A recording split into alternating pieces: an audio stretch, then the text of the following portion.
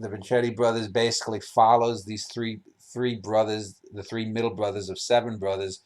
Um, uh, Gino Vincetti, who is the oldest of the three middle brothers, who's a born criminal, a psychopath, uh, and I think it's probably the best uh, prose novel, fictive depiction of a psychopath because he isn't just a raving serial killer. He's got moments where he lashes out, but he doesn't understand these impulses that's within him.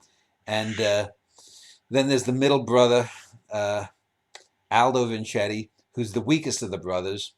And there's a great scene, or many great scenes in the book, but one of the real standout scenes is a scene where one of Aldo's ex-girlfriends is raped by Gino, and it takes the book is divided into four different types of chapters named after each of the three brothers, Gino, Aldo, and Dino, plus the numerical chapters. So you'd have chapter one, then chapter Gino, chapter Aldo, chapter Dino.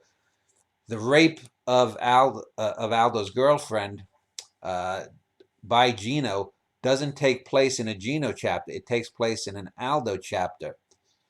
But Aldo is only watching his brother rape his girlfriend. He doesn't intercede until the end, and the brothers get into a knockdown fight.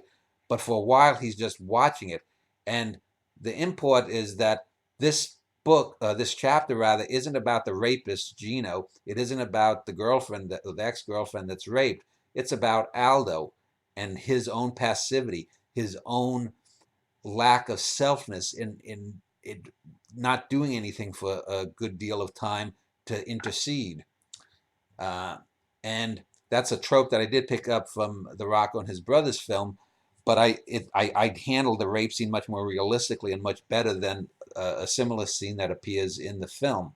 Um, but and then the final brother is Dino, the youngest brother, who is the de facto character that probably most people will identify with there. There is also a doppelganger character of myself, Manny Cole, who was the protagonist in the first book of this New York quartet, which includes Tumbleweeds, the Vincetti Brothers, a Norwegian in the Family, and the final book, 64. Manny Cole is the narrator, or the de facto narrator of all the books.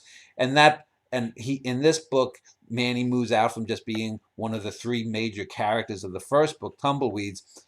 He becomes seemingly self-aware that he's a character in a book, and he tries to take over the authorship of the book, presumably from me or my fictive doppelganger in the book too.